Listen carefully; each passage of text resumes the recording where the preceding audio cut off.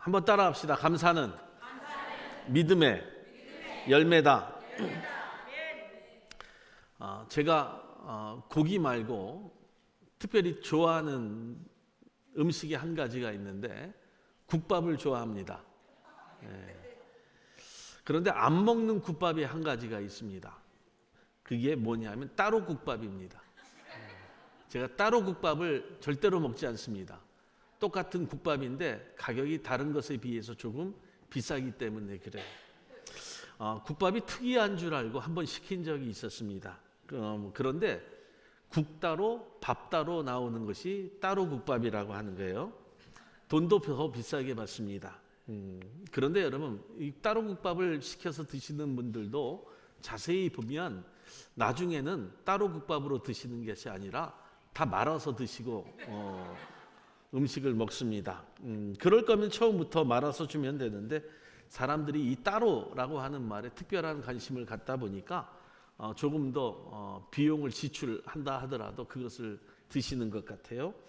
그런데 제가 이 따로 국밥의 유래를 알아보았습니다. 어떻게 해서 따로 국밥이라고 했을까를 생각해 보니까 확인을 해 보니까 옛날에 양반들이요, 당시에 상놈들이 먹는 음식이 이렇게 말아서 먹는 음식을 별로 이렇게 선호를 하지 않았다고 합니다. 그래서 너희들은 우리와 다르다라고 하는 그런 생각으로 따로 국밥, 밥 따로 국 따로, 이것이 양반이 먹는 그런 밥그릇, 밥상이었다고 합니다.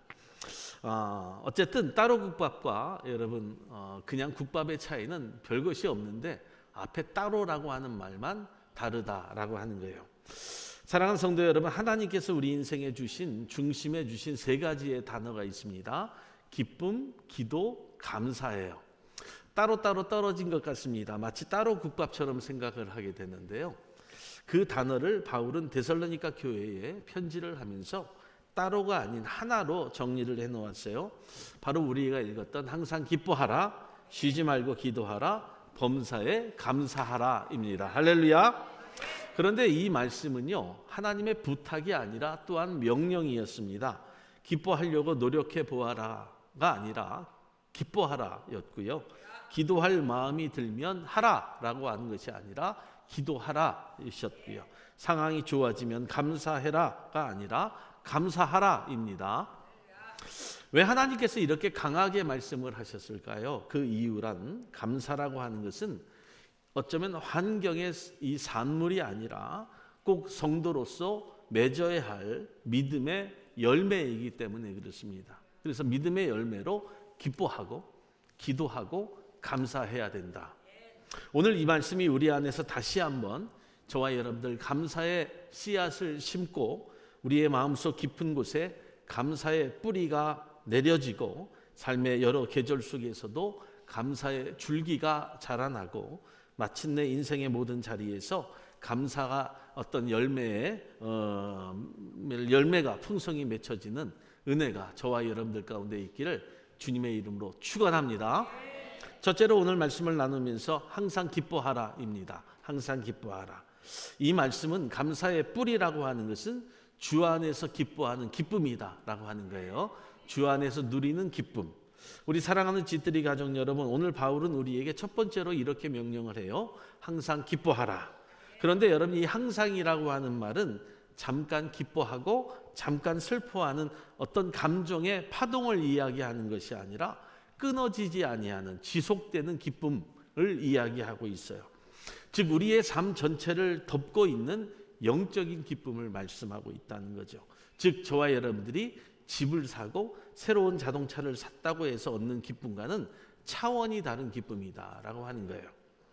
그런데 여러분, 이 기쁨을 우리의 현실에 대입해 보면 우리의 현실은 어떻다고 생각을 하세요?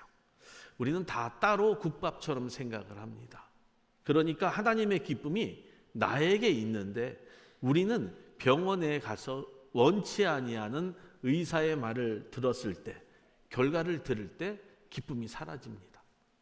직장이나 사업장에서 예상치 못한 어려움을 만날 때도 그래요. 가정 안에서 해결되지 아니하는 긴장이나 문제가 계속될 때 그렇습니다. 이런 상황을 맞이하면 항상 기뻐하라라고 하는 말씀을 저와 여러분들이 잊어버리고 이 말씀이 참 버겁게 느껴질 때가 많다라고 하는 거죠. 그래서 성경은 계속해서 우리에게 말씀하는 거예요.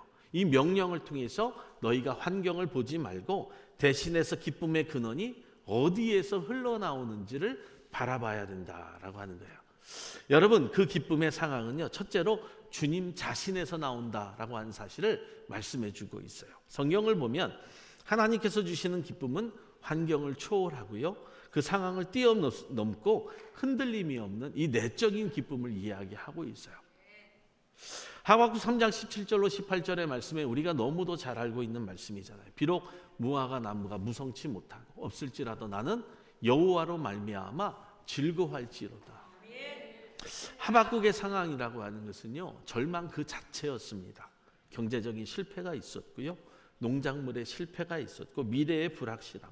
그럼에도 불구하고 이 하박국은 나는 기뻐하겠노라 라고 이렇게 고백을 하고 있는 거예요. 여호와의 기쁨이 나에게 있기 때문이라고 하는 거죠. 바울은 주 안에서 사는 자신을 보고요, 기뻐합니다. 빌립보서 4장 4절의 말씀을 보면 주 안에서 항상 기뻐하라 라고 그 스스로가 고백하고 있는 것을 듣게 돼요. 바울의 이 말씀이 어디에서 썼습니까? 감옥에서 쓰지 않았어요? 고난의 현장 항복판에서 그는 항상 기뻐하라고 이렇게 말하고 있어요.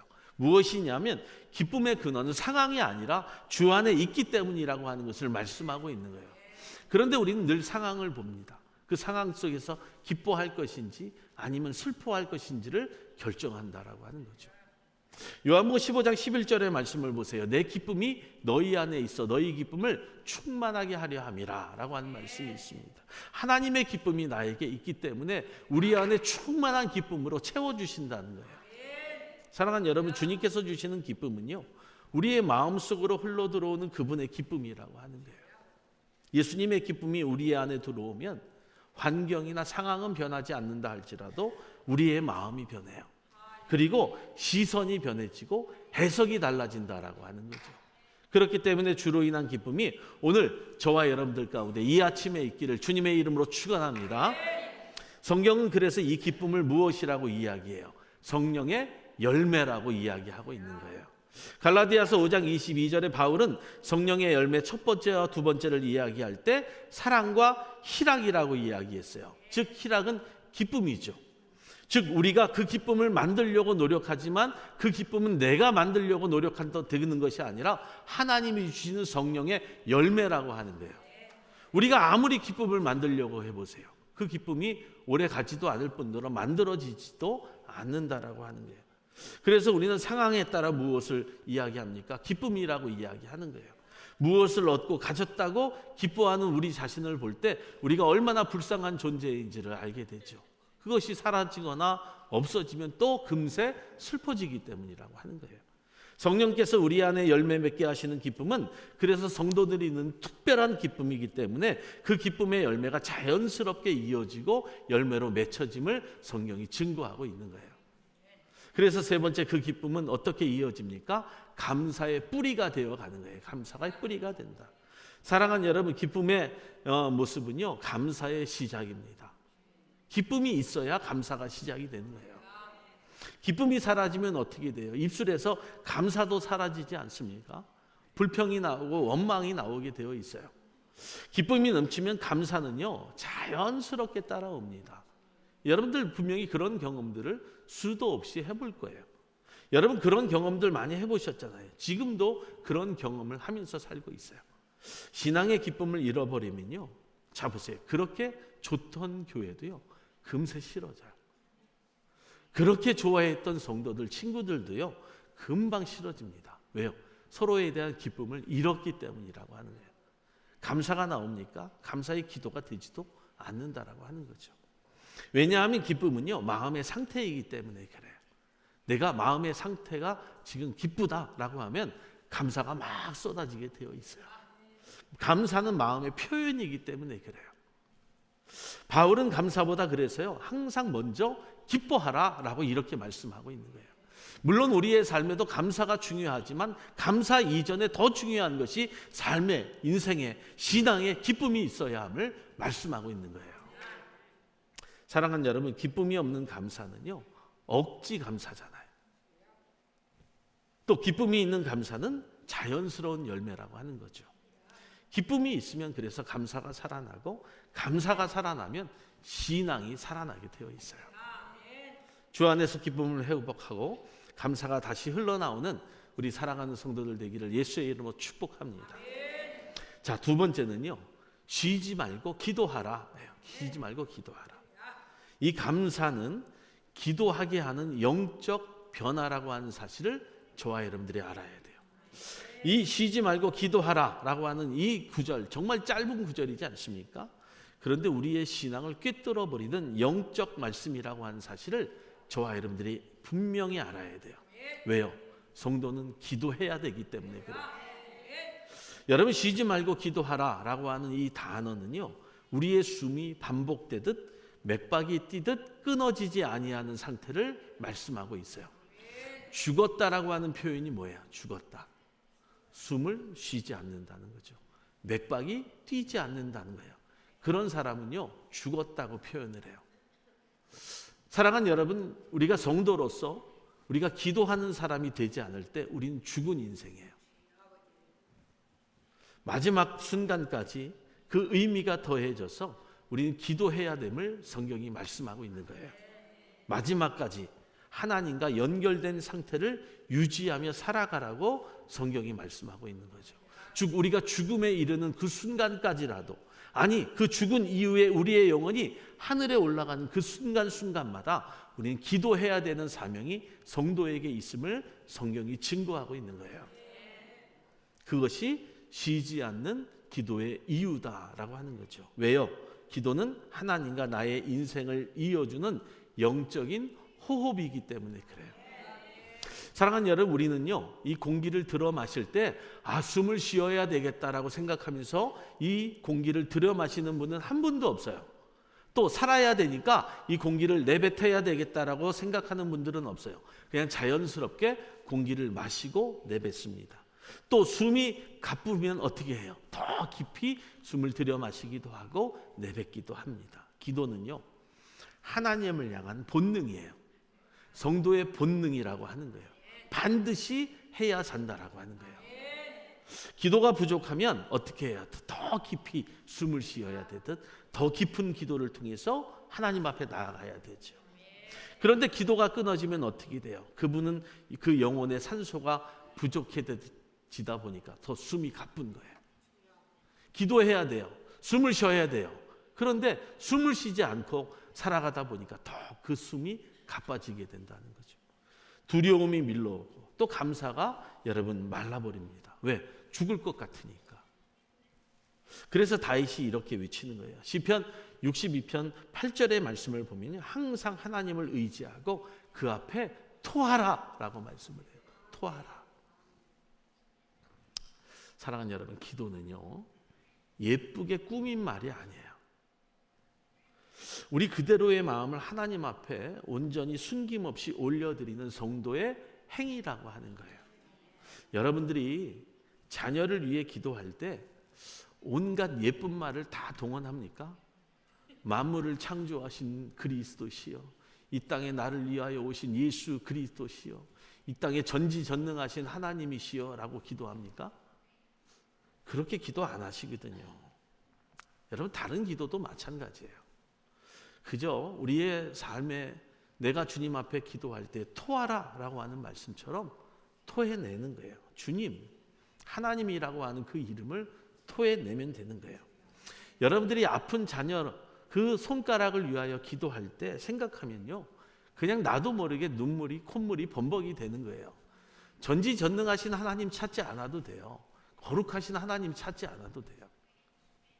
사람들이 기도하는 방법이라고 하는 책을 써서 베스트셀러가 되기도 합니다. 그런 책을 읽고 기도하는 방법들을 배운다고 해요. 그런데 저는 목사지만요, 평생에 그런 책을 읽어본 적이 없어요. 기도하는 방법을 왜 책에서 배웁니까? 그 사람들의 기도의 방법과 나의 기도의 방법은 전혀 다른 거예요. 그 사람들이 처한 상황과 나의 처한 상황은 전혀 다르다라고 하는 거예요. 기도는 여러분들만의 기도가 되어야 되는 거예요. 할렐루야. 아무리 좋은 책을 읽어보세요. 그것을 통해서 기도할 수 있게 되는가? 물론 영적인 성장을 위해서는 필요할 수 있겠지만요, 신앙적인 성장을 위해서는 전혀 필요 없어요. 저는 그렇게 생각을 해요. 여러분, 그런 책들을 읽지 않아도 얼마든지 기도하는 법을 배울 수도 있고요, 기도하는 방법을 터득할 수 있어요. 왜요? 놀랍게도 하나님이 알려주셨거든요. 우리의 마음을 토하는 기도를 기뻐하신다고 했어요. 제가 지지난주에요, 체했어요. 왜 체했는지 몰라도 하여튼 무엇을 먹고 체했는데 도저히 감당이 안 되는 거예요, 밤에. 그래서 제가 어떻게 했을까요? 약을 먹어보기도 하고요, 서권사님 말씀이 생각이 나서 만두를 더 먹어보기도 했어요. 막 내려앉으려고. 그랬더니 만두가 여기까지 채가지고 만두 먹고 체한다? 그래가지고 도저히 안 될 것 같아요. 따도 안 되고 약을 먹어도 안 되고 위청수를 먹어도 안 되고, 제가 오마트에 가서 위청수 3병을 사서 3병을 다 먹었는데도 안 내려가요. 어떻게 했을까요? 그렇죠, 토했어요. 제일 편해요. 토할 때 고통과 아픔은 있을지라도 하고 나니까요, 만사 세상 그렇게 편한 게 없어요. 토하고 나니까 또 배가 고프더라고요. 자, 보세요. 마음을 토하는 기도, 하나님 앞에 다 토하고 나니까요, 그것이 편한 거예요. 눌러둘 필요가 없다니까요. 손을 딸 필요가 없어요, 여러분. 시편 34편 17절의 말씀을 보세요. 의인이 부르짖음에 여호와께서 들으시고 그들의 모든 환난에서 건지셨다. 부르짖는 기도, 부르짖는 기도가 토하는 기도예요. 하나님 앞에 숨길 필요가 없어요. 절박한 기도, 그 하나님은요, 성도의 절박한 기도를 반드시 듣는다는 거예요. 바울이 이어서 이렇게 말해요. 빌립보서 4장 6절로 7절의 말씀을 보니까 절박한 기도, 부르짖는 기도를 할 때 어떻게 기도해야 된다고요? 아무것도 염려하지 말라. 다 같이 모든 일에 기도와 간구로, 그러면 하나님의 평강이 너의 마음과 생각을 지키시리라. 체하고 나면요, 고통스러워요. 머리도 아프고요, 배도 아프고요, 화장실을 가도 소용이 없어요. 근데 토하고 나니까요, 만사 모든 것이 다 해결이 돼요.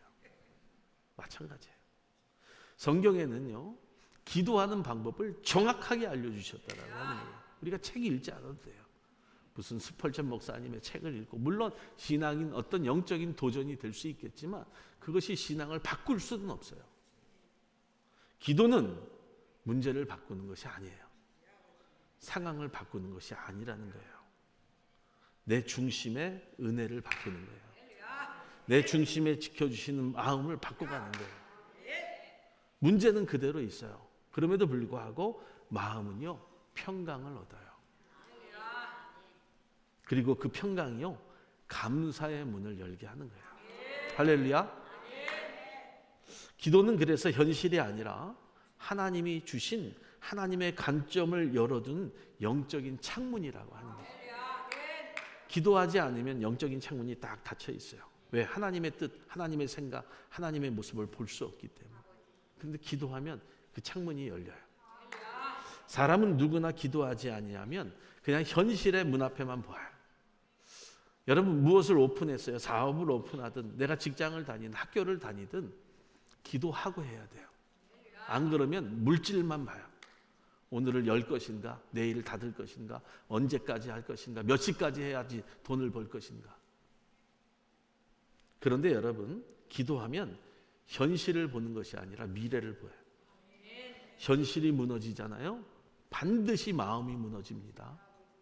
하루에 수입이 없으면 그날의 모습에 모든 것들이 무너져요. 현실이 흔들리면요, 그 뒤에 믿음이 흔들려요. 그래서 교회를 떠나는 거예요.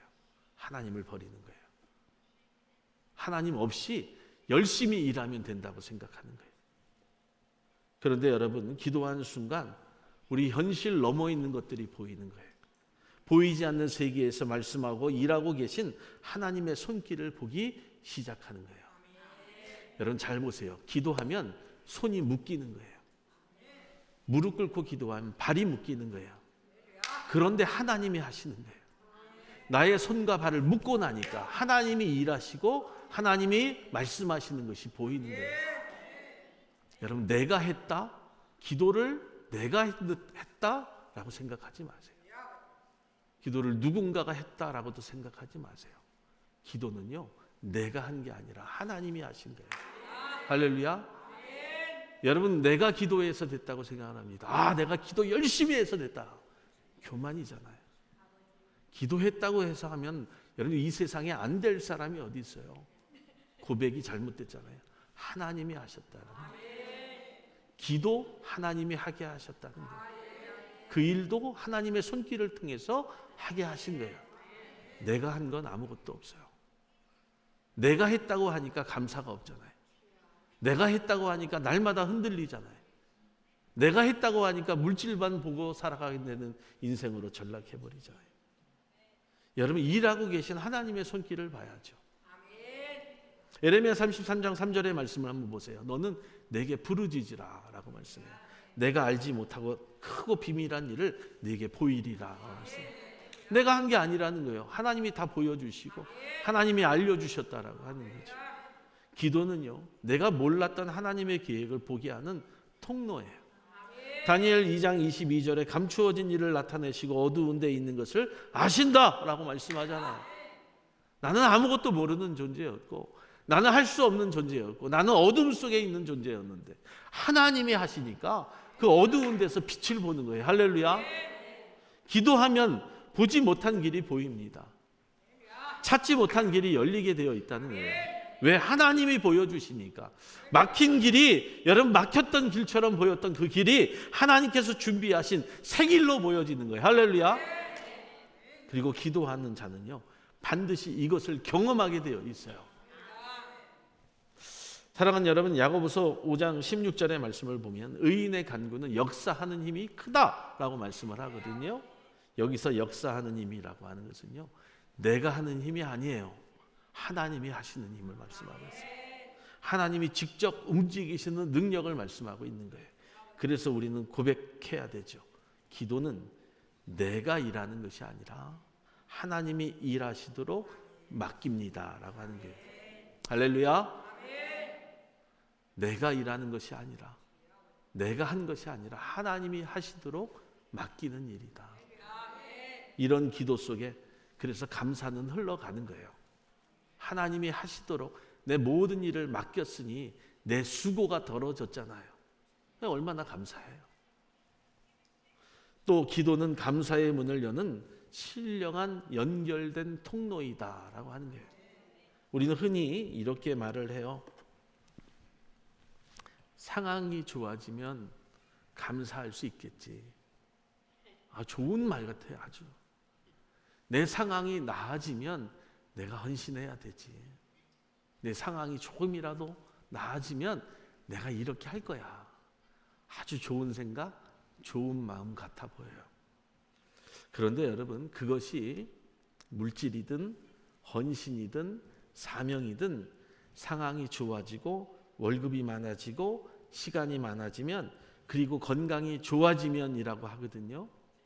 그런데 유사일에 하나님이 창조하신 그 창조 아래 지금까지 상황은 좋아진 적이 한 번도 없어요. 여러분들의 상황이 좋아진 적이 한 번이라도 있으세요? 한 번도 없습니다. 점점 나빠져요. 우리의 어른들은요, 우리가 젊었을 때가 훨씬 좋았다고 이야기해요. 또 여러분들은 여러분들이 젊었을 때가 훨씬 좋았다고 이야기해요. 또 여러분들의 자녀들은요, 우리 때가 가장 좋았다고 이야기하잖아요. 그 전이 좋았다고 이야기할 거예요. 왜요? 한 번도 좋아진 적이 없어요. 상황은 점점 나빠져요. 미국의 상황이 점점 좋아집니까? 1960년대, 70년대, 80년대, 90년대의 상황이 지금과 같아요? 틀려요. 전 세계도 마찬가지입니다. 여러분들의 가정도 마찬가지예요. 성경이 말해요. 골로새 4장 2절의 말씀, 기도에 힘쓰고 감사함으로 깨어 있으라. 상황은 변하지 않고 나빠질지라도 해야 될 것은 항상 기도에 힘쓰고 감사함으로 깨어 있으라 라고 합니다.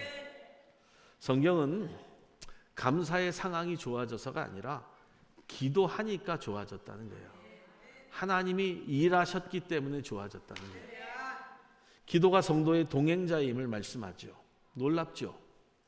감사가 기도 다음에 오는 것이 아니잖아요. 기도 자체가 감사가 포함이 되어 있다는 거예요. 우리가 반드시 이 사실을 깨달아야 돼요. 기도했으니까 감사가 온 것도 아니고요. 감사했으니까 기도가 온 것도 아니에요. 기도 자체에 감사가 포함이 되어 있어야 돼요. 그러니까 여러분들의 삶이요, 날마다 감사해야 돼요. 또 이렇게 말합니다. 에베소서 6장 18절에 모든 기도와 간구를 하되 항상 성령 안에서 하고 라고 말씀해요.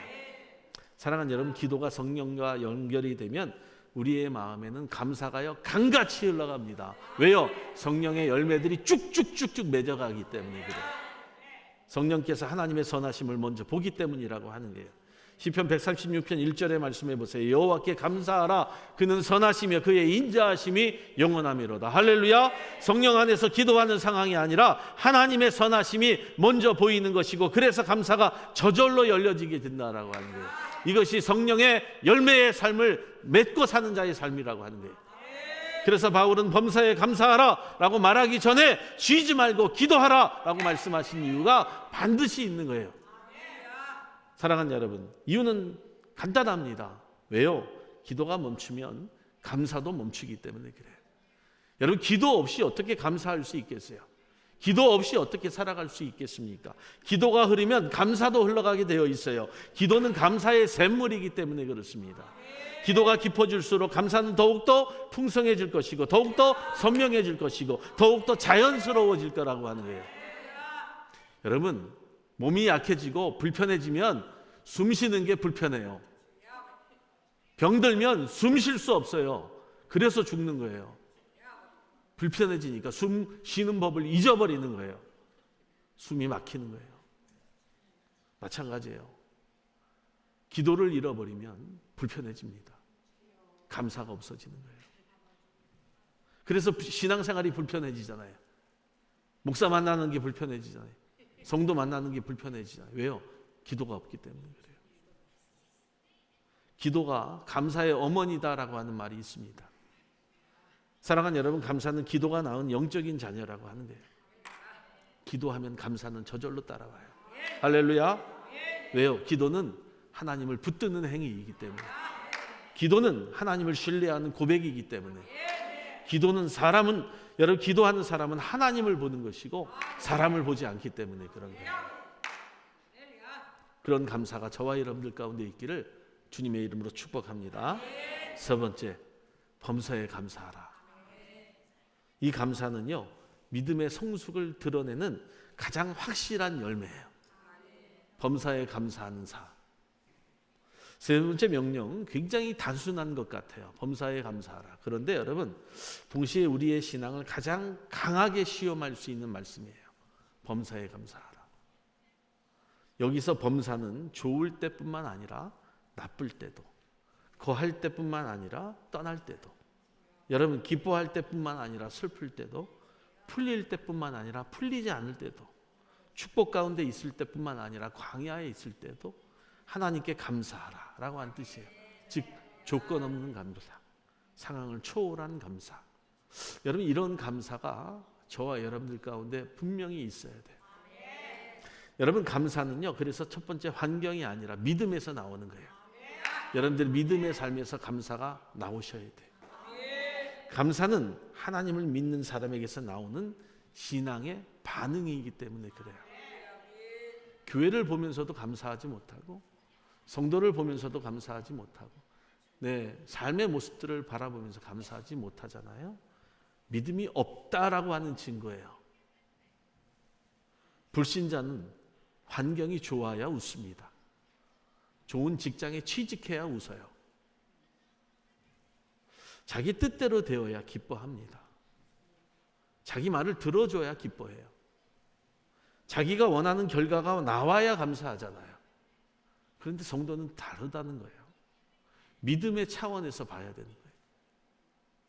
좋은 직장이 없어도 감사하고, 물질이 많지 않아도 감사하고, 건강을 잃어도 감사하는 거예요.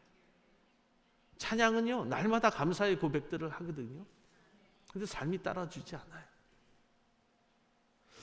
저와 여러분들 그저 하나님 때문에 감사할 수 있는 우리 사랑하는 성도들 되기를 주님의 이름으로 축복합니다. 여러분 누군가를 사랑하잖아요. 그 사람만 보면 즐거워요. 그 사람만 보면 예뻐해요. 그리고 기뻐요. 이것이 사랑하는 마음이기 때문에 그래요.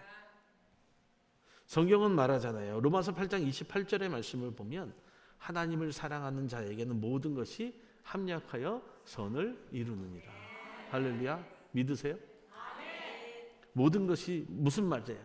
좋은 것에도 나쁜 것에도 성공도 실패도 기쁨도 아픔도 다 들어가는 거거든요. 그런데 우리는요 따로 국밥처럼 생각해요. 좋은 것 따로 나쁜 것 따로 이렇게. 하나님은 우리가 이해하지 못하는 것까지도 섞어버려요. 그래서 섞어찌개가 그래서 나왔는지도 모르겠어요. 선한 작품으로 완성해요. 이것저것 다 들어갔는데도요 맛있어요. 삶이 맛있어야 돼요. 신앙이 맛있어야 되고요. 기도가 맛있어야 돼요. 다 섞은 것 같은데요. 그 맛이 어우러져 가는 거예요. 창세기 50장 20절의 말씀을 보세요. 당신들은 나를 해하려 하였으나 하나님은 그것을 선으로 바꾸셨다는 거예요. 요셉의 감사는 상황이 좋아져서가 아니에요. 하나님의 손길을 보았을 때 감사가 터져 나오는 거예요. 감사는 그래서 결과를 보고 이야기하는 것이 아닙니다. 우리의 생각의 관점이 달라져야 돼. 지금 상황에도 감사해야 돼. 할렐루야. 네, 하나님을 믿는 믿음이기 때문에. 또 그 범사의 감사는요 성령 충만의 가장 분명한 증거가 돼요. 사도 바울은 성령 충만의 결과를 이렇게 설명합니다. 에베소서의 말씀을 보니까 성령의 충만함을 받으라. 범사에 우리 주 예수 그리스도의 이름으로 항상 아버지 하나님께 감사하며 라고 이야기해요. 성령의 충만함이 우리를 감사함으로 이끌어가는 거예요. 성령 충만의 가장 확실한 표지는 방언이 아닙니다. 능력도 아닙니다. 은사도 아니에요. 감사할 수 있는 그 밑줄의 고백이라고 하는 거예요. 성령 충만의 표지는 감사라고 하는 거예요. 왜냐하면 성령께서 우리 안에서 하나님의 사랑, 하나님의 임재, 하나님의 선하심을 깨닫게 하시기 때문이라고 하는 거죠.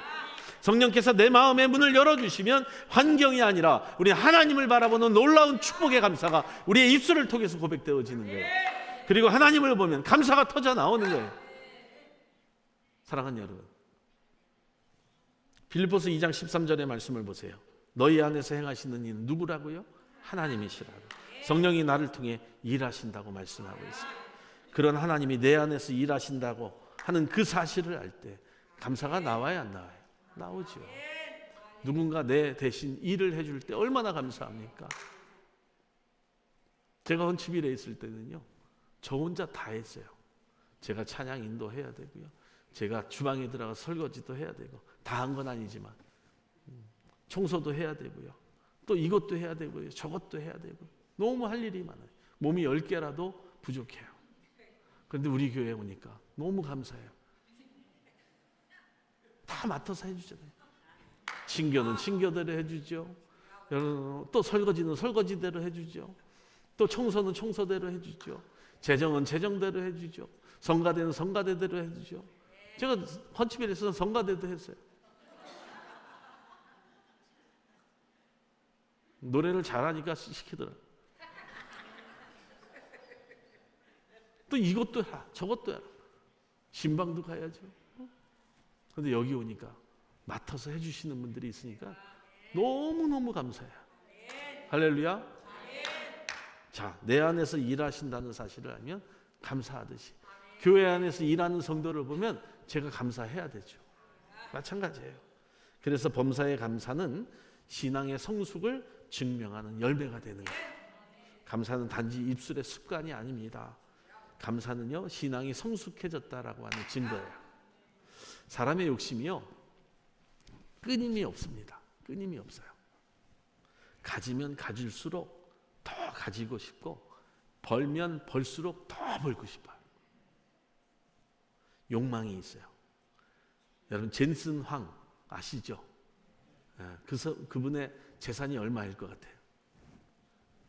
알고 계세요? 251조 약 2천억 가까이 되는 거예요. 2천억 달러. 거기에서 1조만 띄워주면 얼마나 좋을까요?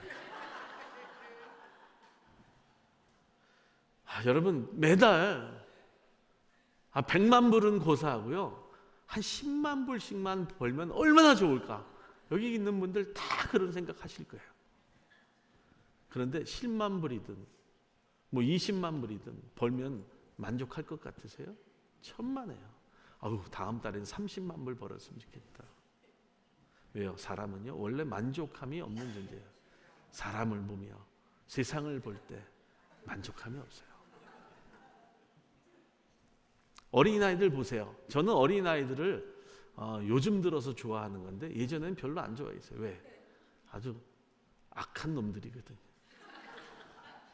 양손에 먹을 것을 딱 들고도요 절대 안 뺏겨요. 악의 악을 쓰잖아요. 이거 뺏길까 봐 울고불고 난리를 치잖아요. 지 애비 어미도 몰라봐요. 가지고 있으면서 더 갖고 싶어하는 것, 빼앗기지 않으려고 하는 것, 그것이 인간의 속성이에요. 아이들부터 본성이 있는 거예요, 여러분. 사랑하는 여러분, 어린 신앙은요 이와 같은 거예요. 갖고 있으면서도 더 갖고 싶어하고, 빼앗기지 않으려고 하고, 남 주지 않으려고 하고, 나누지 않으려고 하는 그 마음. 그런데 성숙한 사람은 어때요? 2개를 가지고 있으면 하나를 주는 거고요. 그 2개까지도 나누어 주는 거예요. 이게 성숙한 사람이잖아요. 인격 있는 사람이죠. 상황이 좋아지지 않아요. 나눠주면 내 것을 나누어 줘야 돼요. 내 것을 빼앗길 수도 있는 거예요. 그럼에도 불구하고 상황이 좋아지지 아니하여도 상대를 위한 일이라면, 하나님을 위한 일이라면 기꺼이 내가 감수하는 거예요. 그런데 성숙한 신앙은 이처럼 받지 못해도, 뜻대로 되지 않아도 감사하고 결과보다 하나님의 뜻을 더 중하게 여기는 거죠. 그래서 성경이 다음과 같이 이야기해요. 히브리서의 말씀을 보면요, 우리가 다 같이 읽습니다. 시작. 우리가 찬송의 제사를 항상 하나님께 드리자. 이는 그 이름을 증거하는 입술의 열매니라. 아멘. 입술의 열매가 뭐라고요? 감사다. 골로새서 2장 7절, 그래서 감사함이 넘치게 하라. 감사는요 신앙의 뿌리가 깊어지면 깊어질수록 더 풍성해집니다. 더 넓어지는 열매라고 하는 거예요. 왜냐하면 뿌리가 깊은 신앙은 그 해의 열매가 적고 많음을 이야기하지 않아요. 뿌리가 약한 처음 과실을 심었을 때 사람들이 조급해하거든요. 언제 열릴까, 얼마나 열릴까 궁금해하면서 매일같이 들여다봅니다. 그런데 뿌리가 깊어진 열매를, 과실나무를 바라보는 사람들은요, 올해도 얼마만큼 열릴 것인가를 대충 알아요. 매일같이 나가지 않아도 알 수 있어요. 왜? 그 과실나무가 흔들리지 않고 든든히 서 있는 것을 알기 때문에. 그래서 숫자에 연연하지 않아요. 무엇에 연연합니까? 품질에 연연해요. 사랑하는 여러분, 그 해의 열매의 상태를 보고 알게 된다는 거죠. 감사는요 성도의 열매의 상태예요. 감사는 하나님이 역사하시는 것을 미리 선포하는 여러분들의 믿음의 찬양의 고백이 되어야 되는 거예요. 말씀을 마칩니다. 바울이 말한 3가지의 명령, 기뻐하라, 기도하라, 감사하라. 따로 떨어진 말씀이 아니에요. 이건 하나된 말씀이다. 이 3가지는요 하나의 흐름으로 흘러가야 돼요. 기쁨은 감사의 뿌리라고 하는 것, 기도는 감사의 통로라고 하는 것, 감사는 믿음의 열매라고 하는 사실을 절대로 잊지 마세요. 그래서 이 말씀이 오늘 우리의 일터, 여러분들의 가정, 여러분들의 교회 다시 흐르는 은혜의 강물처럼 흘러나는 축복으로 감사하는 우리 사랑하는 성도들의 삶이 되기를 예수의 이름으로 축원합니다. 축원합니다. 우리 하나님께